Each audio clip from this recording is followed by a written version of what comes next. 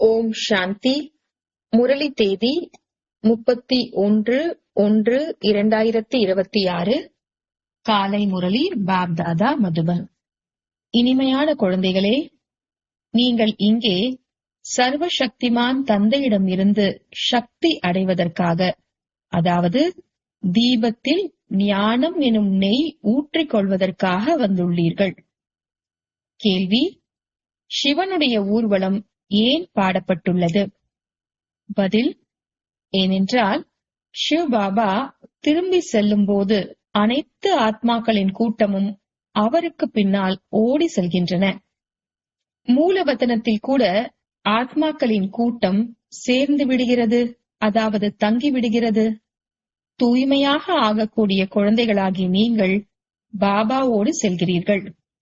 சிவன் கூடவே செல்வதன் காரணத்தினால்தான் ஊர்வலம் என்று சொல்லப்படுகிறது. ஓம் சாந்தி. குழந்தைகள் முதலில் ஒரு கருத்தை புரிந்து கொள்ள வேண்டும். நாம் அனைவரும் சகோதர சகோதரர்கள் மற்றும் அவர் அனைவருக்கும் தந்தையாவார். அவரை சர்வசக்திவான் என்று சொல்லப்படுகிறது. உங்களிடத்தில் சர்வ சக்திகளும் இருந்தன. நீங்கள் உலகத்தின் மீது ராஜ்யம் செய்தீர்கள். பாரதத்தில்தான் இந்த தேவி தேவதைகளின் ராஜ்யம் இருந்தது. சொல்ல போனால் குழந்தைகளாகிய உங்களுடைய ராஜ்யம் இருந்தது. நீங்கள் தூய்மையான தேவி தேவதைகளாக இருந்தீர்கள். உங்களுடைய குலம் அல்லது ராஜ்ய வம்சம், அதாவது பரம்பரையை சேர்ந்த அவர்கள் அனைவரும் நிர்விகாரிகளாக இருந்தார்கள். யார் நிர்விகாரிகளாக இருந்தது? ஆத்மாக்கள். இப்போது நீங்கள் நிர்விகாரிகளாக ஆகிக் கொண்டிருக்கிறீர்கள். சர்வசக்திவான் தந்தையை நினைவு செய்து அவரிடமிருந்து சக்தியை அடைந்து கொண்டிருக்கிறீர்கள். ஆத்மாதான் 84 பிறவிகளின் நடிப்பை நடிக்கிறது என்று பாபா புரிய வைத்துள்ளார். ஆத்மாவில் இருந்த சதோ பிரதான சக்தி பிறகு நாளுக்கு நாள் குறைந்து கொண்டே செல்கிறது. சதோ பிரதானத்திலிருந்து தமோ பிரதானமாக நாடகப்படி ஆக வேண்டும். எப்படி பேட்டரியில் சக்தி குறைந்து கொண்டே செல்கிறது என்றால் மோட்டார் நின்று விடுகிறது, பேட்டரியில் சக்தி இறங்கி விடுகிறது. ஆத்மாவின் பேட்டரி முழுவதும் காலியாகி விடுவதில்லை. ஏதோ ஓரளவு கொஞ்சம் சக்தி இருக்கிறது. யாராவது இறக்கிறார்கள் என்றால் தீபம் ஏற்றுகிறார்கள். தீபம் அணைந்துவிடக் கூடாது என்பதற்காக எண்ணெய் ஊற்றிக்கொண்டே இருக்கிறார்கள். பேட்டரியின் சக்தி குறைந்து விடுகிறது என்றால் பிறகு சார்ஜ் செய்வதற்கு வைக்கின்றார்கள். உங்களுடைய ஆத்மா சர்வ சக்திவானாக இருந்தது என்பதை குழந்தைகளாகிய நீங்கள் இப்போது புரிந்து கொள்கிறீர்கள். இப்போது மீண்டும் நீங்கள் சர்வசக்திவான் பாபாவிடம் தங்களுடைய புத்தி யோகத்தை ஈடுபடுத்துகிறீர்கள். பாபாவிடம் உள்ள சக்தி நம்மிடத்தில் வந்துவிடட்டும் என்று நினைவு செய்கிறீர்கள். ஏனென்றால் சக்தி குறைந்து விட்டது. கண்டிப்பாக கொஞ்சம் இருக்கிறது. ஒரே அடியாக காலியாகிவிட்டால் பிறகு ஷரீரமே இருக்காது. ஆத்மா தந்தையை நினைவு செய்து செய்து முற்றிலும் தூய்மையாக ஆகிவிடுகிறது. சத்யுகத்தில் உங்களுடைய பேட்டரி முழுமையாக சக்தி நிறைந்திருக்கிறது. பிறகு கொஞ்சம் கொஞ்சமாக குறைந்து கொண்டே செல்கிறது. திரேதா யுகம் வரை மீட்டர் குறைகிறது, அதாவது அளவு குறைகிறது. இதனை கலை என்று சொல்லப்படுகிறது. சதோ பிரதானமாக இருந்த ஆத்மா சத்தோ நிலையை அடைந்தது. சக்தி குறைந்து விடுகிறது என்று சொல்லலாம். நாம் சத்யுகத்தில் மனிதனில் இருந்து தேவதைகளாக ஆகிவிடுகின்றோம் என்று நீங்கள் புரிந்து கொள்கிறீர்கள். என்னை நினைவு செய்தீர்கள் என்றால் நீங்கள் தமோ பிரதானத்திலிருந்து சதோ பிரதானமாக ஆகிவிடுவீர்கள் என்று இப்போது பாபா கூறுகின்றார். இப்போது நீங்கள் தமோ பிரதானமாக ஆகிவிட்டீர்கள். எனவே சக்தி திவாலாகிவிட்டது, அதாவது இழந்து விட்டீர்கள். பிறகு பாபாவை நினைவு செய்வதன் மூலம் முழு சக்தியும் வரும். ஏனென்றால் தேகம் உட்பட தேகத்தின் சம்பந்தங்கள் என்னவெல்லாம் இருக்கின்றனவோ அவை அனைத்தும் அழியப் போகிறது. பிறகு உங்களுக்கு எல்லையற்ற ராஜ்யம் கிடைக்கிறது என்பதை நீங்கள் தெரிந்துள்ளீர்கள். பாபாவும் எல்லையற்றவர் என்றால் ஆஸ்தியையும் எல்லையற்றதாக கொடுக்கின்றார். நீங்கள் இப்போது தூய்மையற்றவர்களாக இருக்கிறீர்கள். உங்களுடைய சக்தி முற்றிலும் குறைந்துவிட்டது. ஹே குழந்தைகளே, இப்போது நீங்கள் என்னை நினைவு செய்யுங்கள். நான் சர்வ சக்திவானாக இருக்கின்றேன். என் மூலம் சர்வ வல்லமையுடைய ராஜ்யம் கிடைக்கிறது. சத்யுகத்தில் தேவி தேவதைகள் முழு உலகத்திற்கும் எஜமானர்களாக இருந்தார்கள். தூய்மையாக இருந்தார்கள். தெய்வீக குணம் உடையவர்களாக இருந்தார்கள். இப்போது அந்த தெய்வீக குணம் இல்லை. அனைவருடைய பேட்டரியும் முழுமையாக இறங்க ஆரம்பித்து விட்டது. இப்போது மீண்டும் பேட்டரி நிரம்புகிறது. பரம்பிதா பரமாத்மாவோடு யோகம் ஈடுபடுத்தாமல் பேட்டரி முழுமையாக நிரம்ப முடியாது. அந்த தந்தை எப்போதும் தூய்மையானவராக இருக்கின்றார். இங்கே அனைவரும் தூய்மையற்றவர்களாக இருக்கிறார்கள். தூய்மையாக இருந்தபோது பேட்டரி நிரம்பி இருக்கிறது. எனவே பாபா இப்போது புரிய வைக்கின்றார், ஒருவரை மட்டும் நினைவு செய்ய வேண்டும். உயர்ந்ததிலும் உயர்ந்தவர் பகவான் ஆவார். மற்ற அனைத்தும் படைப்புகளாகும். படைப்பிடமிருந்து படைப்புக்கு ஒருபோதும் ஆஸ்தி கிடைப்பதில்லை. படைப்பவர் ஒருவரே ஆவார். அவர் எல்லைக்கப்பாற்பட்ட தந்தையாவார். மற்றவர்கள் அனைவரும் எல்லைக்கு உட்பட்டவர்கள். எல்லையற்ற தந்தையை நினைவு செய்வதன் மூலம் எல்லையற்ற ராஜ்யம் கிடைக்கிறது. எனவே நமக்காக பாபா புதிய உலகம் ஸ்வர்க்கத்தை ஸ்தாபனை செய்து கொண்டிருக்கிறார் என்பதை உள்ளுக்குள் புரிந்து கொள்ள வேண்டும். நாடகத்தின் திட்டப்படி ஸ்வர்க்கத்தின் ஸ்தாபனை நடந்து கொண்டிருக்கிறது. சத்யுகம் வரப்போகிறது என்பதை நீங்கள் தெரிந்துள்ளீர்கள். சத்யுகத்தில் எப்போதும் சுகமே இருக்கிறது. அது எப்படி கிடைக்கிறது? என்னை மட்டும் நினைவு செய்யுங்கள் என்று பாபா அமர்ந்து புரிய வைக்கின்றார். நான் எப்போதும் தூய்மையாக இருக்கின்றேன். நான் ஒருபோதும் மனித உடலை எடுப்பதில்லை. தேவதை உடலையோ மனித உடலையோ எடுப்பதில்லை. அதாவது நான் பிறப்பு இறப்பில் வருவதில்லை. குழந்தைகளாகிய உங்களுக்கு ஸ்வர்க்கத்தின் ராஜ்யம் கொடுப்பதற்காகவே எப்போது இந்த பிரம்மாவின் 60 வருட வானப்பிரஸ்த நிலையில் இருக்கிறாரோ அப்போது அவருடைய உடலில் நான் வருகிறேன். இவர்தான் முழுமையாக சத்தோ பிரதானத்திலிருந்து தமோ பிரதானமாக ஆகியுள்ளார். நம்பர் 1 உயர்ந்ததிலும் உயர்ந்தவர் பகவான். பிறகு சூக்ஷ்ம வத்தனவாசிகளான பிரம்மா, விஷ்ணு, சங்கர். அதனுடைய காட்சி ஏற்படுகிறது. சூக்ஷ்ம வத்தனம் இடையில், அதாவது நடுவில் இருக்கிறது அல்லவா? அங்கே ஷரீரம் இருக்க முடியாது. சூக்ஷ்ம ஷரீரத்தை திவ்ய திருஷ்டியின் மூலம் மட்டுமே காண முடியும். மனித உலகம் இங்கே இருக்கிறது. மற்றபடி சாட்சாத்காரத்திற்காக மட்டும் பரிஷ்தாக்கள் இருக்கிறார்கள். கடைசியில் குழந்தைகளாகிய நீங்கள் முற்றிலும் தூய்மையாக ஆகிவிடுகிறீர்கள் எனும்போது உங்களுடைய காட்சி கூட ஏற்படுகிறது. அப்படிப்பட்ட பரிஷ்தாக்களாக ஆகி பிறகு சத்யுகத்தில் இங்கேதான் வந்து ஸ்வர்க்கத்திற்கு எஜமானர்களாக ஆவீர்கள். இந்த பிரம்மா ஒன்றும் விஷ்ணுவை நினைவு செய்வதில்லை. இவரும் சிவ் பாபாவை நினைவு செய்கிறார். பிறகு இவர் விஷ்ணுவாக ஆகின்றார். இவர் ராஜ்யத்தை எப்படி அடைந்தார் என்பதை புரிந்து கொள்ள வேண்டும் அல்லவா? சண்டை போன்ற எதுவும் நடப்பதில்லை. தேவதைகள் எப்படி இம்சை செய்வார்கள்? குழந்தைகளாகிய நீங்கள் இப்போது பாபாவை நினைவு செய்து ராஜ்யத்தை அடைகிறீர்கள். யார் ஏற்றுக்கொண்டாலும் ஏற்றுக்கொள்ளவில்லை என்றாலும் சரி.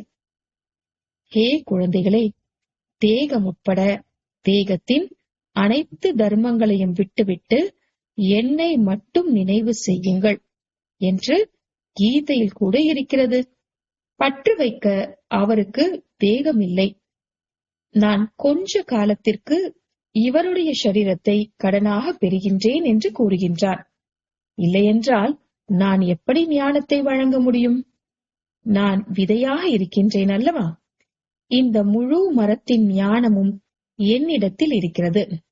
சிருஷ்டியின் ஆயுள் எவ்வளவு என்பது வேறு யாருக்கும் தெரியாது. இந்த சிருஷ்டியின் ஸ்தாபனை, வளர்ப்பு மற்றும் விநாசம் எப்படி நடக்கிறது? மனிதர்களுக்கு தெரிந்திருக்க வேண்டும். மனிதர்கள்தான் படிக்கிறார்கள், விலங்குகள் படிக்காதல்லவா? அவர்கள் எல்லைக்கு உட்பட்ட படிப்பை படிக்கிறார்கள். பாபா உங்களுக்கு எல்லைக்கு அப்பாற்பட்ட படிப்பை படிப்பிக்கின்றார். அதன் மூலம் உங்களை எல்லையற்ற எஜமானர்களாக ஆக்குகின்றார். எனவே பகவான் என்று எந்த மனிதனையோ அல்லது தேகதாரியையோ சொல்லப்படுவது இல்லை என்று புரிய வைக்க வேண்டும்.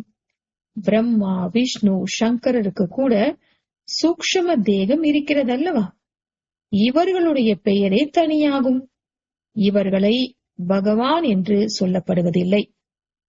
இந்த ஷரீரம் இந்த தாத்தாவின் ஆத்மாவின் சிம்மாசனமாக இருந்தது. அழிவற்ற சிம்மாசனம் அல்லவா?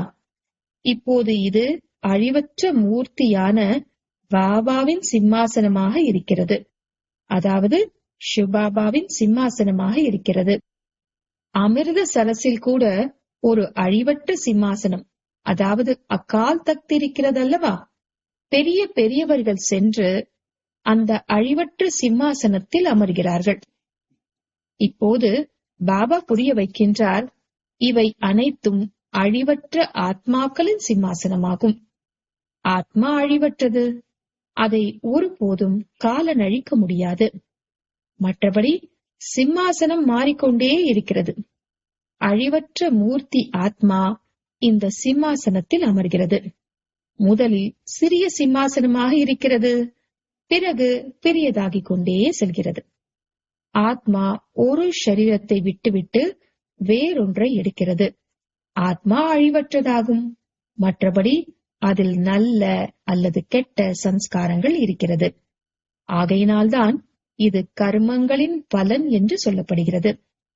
ஆத்மா ஒருபோதும் அழிவதில்லை. ஆத்மாவின் தந்தை ஒருவரே. இதை புரிந்து கொள்ள வேண்டும் அல்லவா? இந்த பாபா ஏதாவது சாஸ்திரங்களின் விஷயத்தை சொல்கிறாரா என்ன? சாஸ்திரங்கள் போன்றவற்றை படிப்பதன் மூலம் யாரும் திரும்பி செல்ல முடியாது. கடைசியில் அனைவரும் திரும்பி செல்வார்கள். எப்படி தேனீக்கள் அல்லது வெட்டுக்கிளி கூட்டம் செல்கிறதல்லவா? தேனீக்களின் ராணி கூட இருக்கிறது. அதற்கு பின்னால் அனைத்தும் செல்கின்றன. பாபாவும் செல்கிறார் என்றால் அவருக்கு பின்னால் அனைத்து ஆத்மாக்களும் செல்லும். அங்கே மூலவத்தனத்தில் அனைத்து ஆத்மாக்களின் கூட்டம் இருக்கிறது. இங்கே மனிதர்களின் கூட்டம் இருக்கிறது. ஆக இந்த கூட்டம் கூட ஒரு நாள் ஓட வேண்டும். பாபா வந்து ஆத்மாக்கள் அனைத்தையும் அழைத்து செல்கிறார். சிவனின் ஊர்வலம் என்று சொல்லப்படுகிறது அல்லவா? குழந்தைகள் என்றும் சொல்லலாம், அல்லது காதலிகள் என்றும் சொல்லலாம். பாபா வந்து குழந்தைகளுக்கு ஞானம் கற்பித்து நினைவு யாத்திரையை கற்றுக் கொடுக்கின்றார். தூய்மையாக ஆகாமல் ஆத்மா செல்ல முடியாது. தூய்மையாகிவிட்டது என்றால் முதலில் சாந்திதாமம் செல்லும். அனைத்து ஆத்மாக்களும் அங்கே சென்று இருக்கின்றன. அங்கிருந்து மெதுமெதுவாக வந்து கொண்டே இருக்கின்றன. வளர்ச்சி அடைந்து கொண்டே இருக்கிறது. நீங்கள்தான் முதலில் பாபாவிற்கு பின்னால் ஓடுவீர்கள். உங்களுக்கு பாபாவோடு அல்லது காதலிகளுக்கு காதலனோடு தொடர்பு இருக்கிறது. ராஜ்யம் உருவாகிறதல்லவா? அனைவரும் ஒன்றாக வருவதில்லை. அங்கே ஆத்மாக்கள் அனைத்தினுடைய உலகம் அங்கு ஆத்மாக்கள் அங்கே அனைத்து ஆத்மாக்களின் உலகம் இருக்கிறது.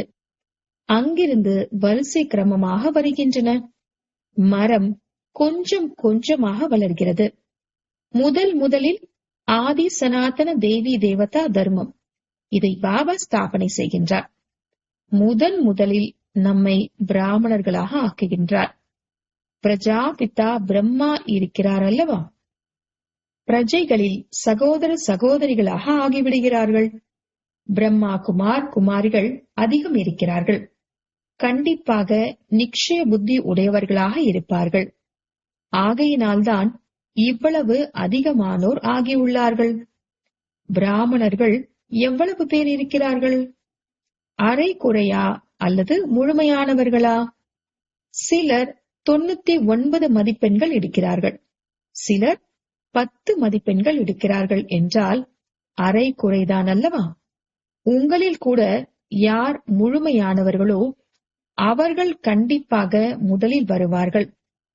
அரை குறையானவர்கள் கடைசியில் வருவார்கள். இது நடிகர்களின் உலகம் ஆகும். இது சுற்றிக் கொண்டே இருக்கிறது.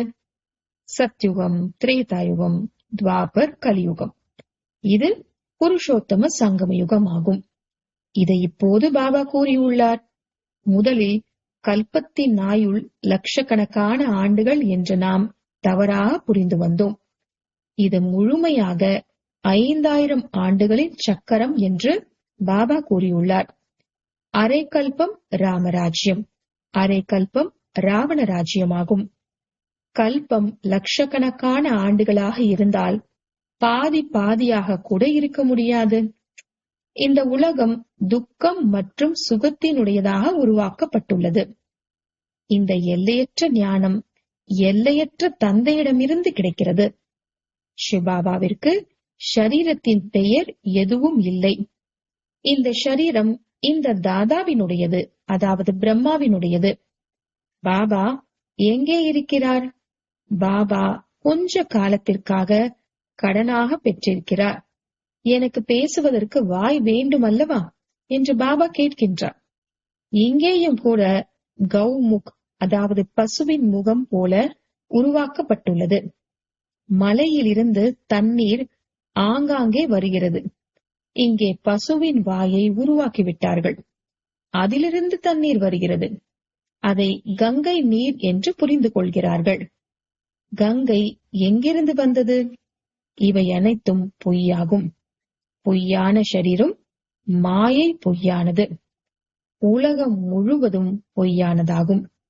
பாரதம் ஸ்வர்க்கமாக இருந்தபோது உண்மையான கண்டம் என்றழைக்கப்பட்டது.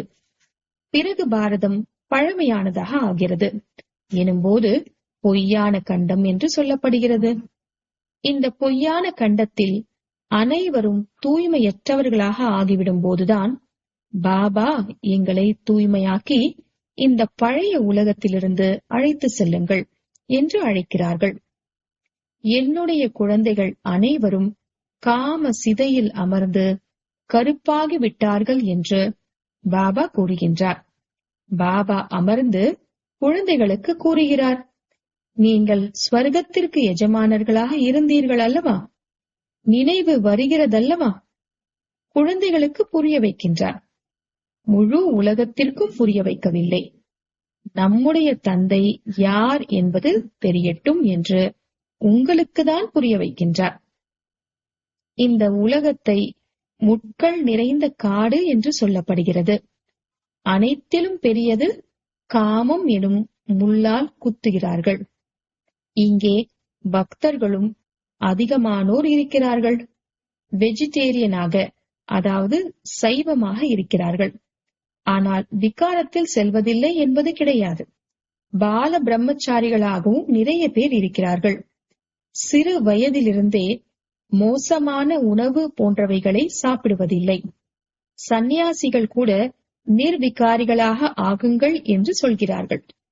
அந்த எல்லைக்கு உட்பட்ட சந்நியாசத்தை மனிதர்கள் செய்ய வைக்கிறார்கள். அடுத்த பிறவி சென்று குடும்பத்தில் உள்ளவர்களிடம் பிறக்கிறார்கள்.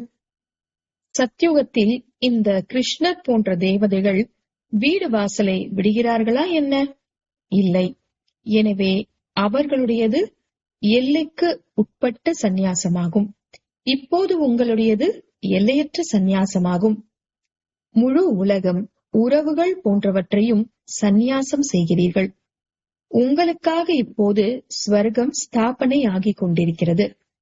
உங்களுடைய புத்தி ஸ்வர்க்கத்தின் பக்கம்தான் செல்லும். எனவே சிவபாபாவை நினைவு செய்ய வேண்டும். எல்லையற்ற தந்தை கூறுகின்றார், என்னை நினைவு செய்யுங்கள். மன்மனாபவ மத்யாஜி பவ. அப்போது நீங்கள் தேவதைகளாக ஆகிவிடுவீர்கள். இது அதே கீதையின் கதையாகும். சங்கம யுகமும் இருக்கிறது. நான் சங்கம யுகத்தில்தான் கீதை சொல்கின்றேன். கண்டிப்பாக ராஜயோகத்தை முற்பிறவியில் சங்கம யுகத்தில்தான் கட்டியிருப்பீர்கள். இந்த உலகம் மாறுகிறதல்லவா? நீங்கள் தூய்மையற்ற நிலையிலிருந்து தூய்மையாக ஆகிவிடுகிறீர்கள். இப்போது இது புருஷோத்தம சங்கம யுகம் ஆகும். இப்போது நாம் தமோ பிரதானத்திலிருந்து சத்தோ பிரதானமாக ஆகின்றோம். ஒவ்வொரு விஷயத்தையும் நல்ல விதத்தில் புரிந்து கொண்டு நம்பிக்கை கொள்ள வேண்டும். இதை மனிதர்கள் யாராவது சொல்கிறார்களா என்ன? இது ஸ்ரீமத், அதாவது உயர்ந்ததிலும் உயர்ந்த பகவானுடைய வழியாகும். மற்றவை அனைத்தும் மனிதர்களுடைய வழியாகும். மனிதர்களுடைய வழிப்படி இறங்கி வந்துள்ளீர்கள். இப்போது ஸ்ரீமத்தின் மூலம் உயருகிறீர்கள். பாபா மனிதனில் இருந்து தேவதை ஆக்கிவிடுகின்றார். ஸ்வர்கவாசிகளுடையது தெய்வீக வழியாகும். மற்ற அனைத்தும் நரகவாசி மனிதர்களுடைய வழியாகும். அதை ராவண வழி என்று சொல்லப்படுகிறது. ராவண ராஜ்யம் ஒன்றும் குறைந்தது அல்ல. முழு உலகத்திலும் ராவண ராஜ்யம் நடக்கிறது. இது எல்லையற்ற இலங்கையாகும். இதில் ராவனுடைய ராஜ்யம் நடக்கிறது. பிறகு தேவதைகளுடைய தூய்மையான ராஜ்யம் நடக்கும். அங்கே அதிக சுகம் இருக்கிறது. ஸ்வர்க்கத்திற்கு எவ்வளவு மகிமை இருக்கிறது! ஸ்வர்க்கத்தை அடைந்தார் என்று சொல்கிறார்கள். அப்படி என்றால் நரகத்தில் இருந்தார் அல்லவா? நரகத்திலிருந்து சென்றார் என்றால் கண்டிப்பாக நரகத்தில்தான் வருவார் அல்லவா? ஸ்வர்க்கம் இப்போது எங்கே இருக்கிறது? இந்த விஷயங்கள் எந்த சாஸ்திரத்திலும் இல்லை. இப்போது பாபா உங்களுக்கு ஞானம் முழுவதையும் கொடுக்கின்றார். பேட்டரி நிரம்புகிறது. மாயை தொடர்பை துண்டித்து விடுகிறது. நல்லது. இனிமையிலும் இனிமையான காணாமல் போய் கண்டெடுக்கப்பட்ட செல்லமான குழந்தைகளுக்கு தாயும் தந்தையுமான பாப்தாதாவின் அன்பு நினைவுகளும் காலை வணக்கமும். ஆன்மீக குழந்தைகளுக்கு ஆன்மீக தந்தையின் நமஸ்காரம். ஆன்மீக தந்தைக்கு ஆன்மீக குழந்தைகளின் நமஸ்காரம். தாரணைக்கான முக்கிய சாரம். முதலாவது, மனம் சொல் செயலில் தூய்மையாக ஆகி ஆத்மா எனும் பேட்டரியை சார்ஜ் செய்ய வேண்டும். முழுமையான பிராமணனாக ஆக வேண்டும். இரண்டாவது, மனதின் வழி அல்லது மனிதர்களின் வழியை விட்டுவிட்டு ஒரு பாபாவின் ஸ்ரீமத் படி நடந்து தங்களை உயர்ந்தவர்களாக ஆக்க வேண்டும். சத்தோ பிரதானமாக ஆகி பாபாவோடு பறந்து செல்ல வேண்டும். வரதானம். சத்தியத்தின் சக்தி மூலம் இயற்கை மற்றும் உலகத்தை சத்தோ பிரதானமாக்கக்கூடிய மாஸ்டர் விதி விதாத்தா ஆகுக. சத்தியத்தின் சக்தி மூலம் இயற்கை மற்றும் உலகத்தை சத்தோ பிரதானமாக்கக்கூடிய மாஸ்டர் விதி விதாத்தா ஆகுக. விளக்கம். எப்பொழுது குழந்தைகளாகி நீங்கள் சத்தியத்தின் சக்தியை தாரணை செய்து மாஸ்டர் விதி விதாத்தா, அதாவது விதியை உருவாக்குபவர் ஆகிறீர்களோ, அப்பொழுது இயற்கை சத்தோ பிரதானம் ஆகிவிடுகிறது. யுகம் சத்யுகமாகிவிடுகிறது. அனைத்து ஆத்மாக்களும் சத்கதியின் அதிர்ஷ்டத்தை உருவாக்கி விடுகிறார்கள். உங்களுடைய சத்தியத்தன்மை தங்கத்திற்கு, அதாவது பாரசிற்கு சமமானதாகும். எவ்வாறு தங்கமானது இரும்பை தங்கமாக மாற்றிவிடுகிறதோ அதுபோன்று சத்தியத்தின் சக்தி ஆத்மாவை, இயற்கையை, சமயத்தை, அனைத்து பொருட்களையும், அனைத்து சம்பந்தங்களையும், சம்ஸ்காரங்களையும், உணவு பழக்கத்தையும் சத்தோ பிரதானம் ஆக்கிவிடுகிறது. ஸ்லோகன்.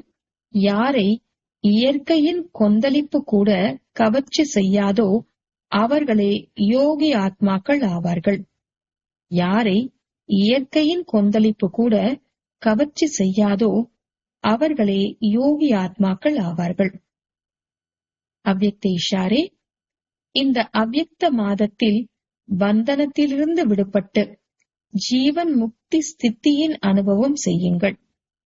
சுய தரிசன சக்கரதாரியில் இருந்து குடை நிழலின் கீழ் இருப்பவராக ஆகுங்கள். தேகத்தினுடைய நினைவின் அநேக வீணான சங்கல்பங்களின் சக்கரத்தில் இருந்து லௌகீகம் மற்றும் அலௌகிக்க சம்பந்தங்களின் சக்கரத்தில் இருந்து தன்னுடைய அநேக பிறவிகளின் சுபாவம் மற்றும் சம்ஸ்காரங்களின் சக்கரத்தில் இருந்து மற்றும் இயற்கையின் அநேக விதமான கவர்ச்சிகளின் சக்கரத்தில் இருந்து எப்பொழுது முக்தி அடைவீர்களோ அப்பொழுது மற்ற ஆத்மாக்களையும் கூட தந்தையிடம் இருந்து கிடைத்திருக்கக்கூடிய சக்திகளின் மூலம் அநேக சக்கரங்களில் இருந்து சகஜமாகவே விடுவித்து ஜீவன் முக்தி அடைந்தவர்களாக ஆக்க முடியும். ஓம் சாந்தி.